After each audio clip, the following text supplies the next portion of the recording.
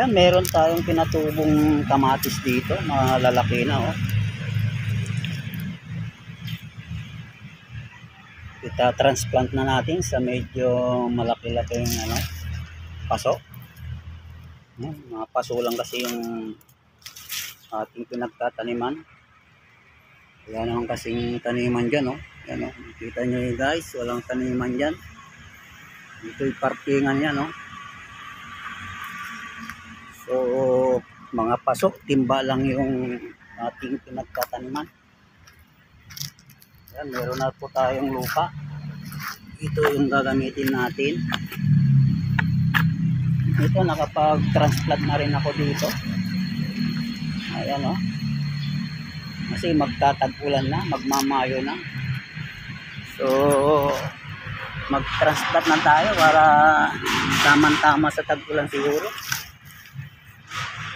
Ayan, kukuha tayo dito ng medyo mataba-tabang lupa kasi ito nagkukumpusan ko ito.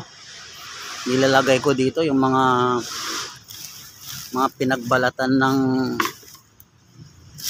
mga gulay, ganyan, nilalagay ko lang dito para makumpos siya. Ayan, sa ilalim meron ng pwedeng kunin oh.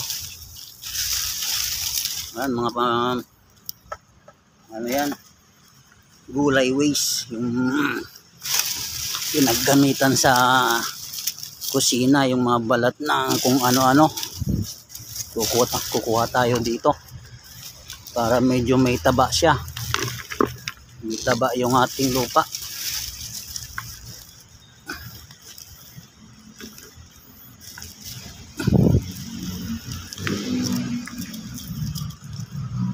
Mga pinagbalatan ng mga saging, ganyan, sayote, at kung ano-ano pang mga gulay na ginagamit ko at mga niluluto ko dyan sa ang araw-araw pong pagkain.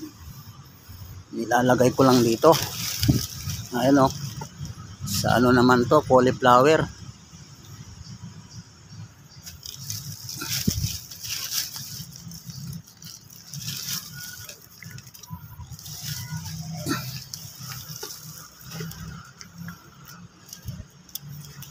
Ayan, marami pa siyang sasalain natin yan.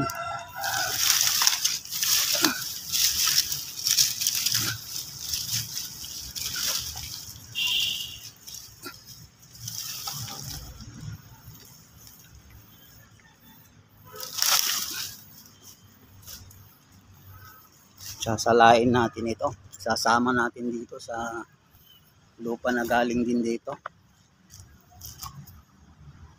Ayan o, meron tayong pansala o. Sasalain natin ngayon yan o, para matanggal yung mga hindi nabulok na mga pinagbalatan ng gulay, ganyan.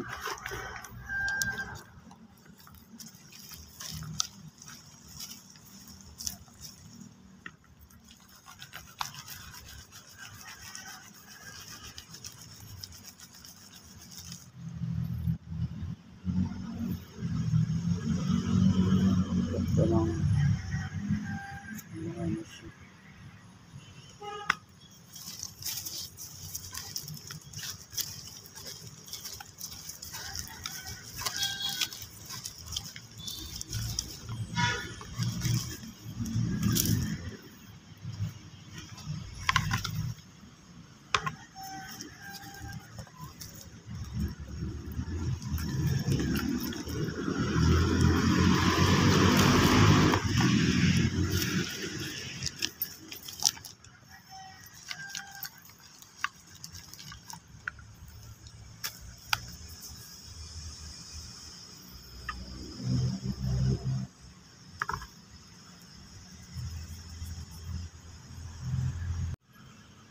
Ayan, ito na yung ating kamatis, 3 piraso. Tatanim na natin dito. Maganda yung lupa oh, buhaghag. Ganito raw yung magandang lupa. Sana maganda yung tubo nito. Siguro sa 1 week siguro may pinagbago na ito. Kaya update ko na lang po kayo. Ayan.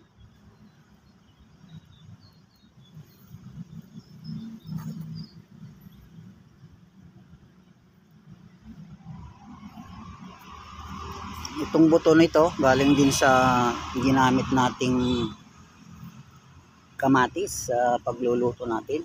Tinabilang natin yung kanyang buto at pinatubo dyan sa isang paso pa. So, ayan, diligan natin.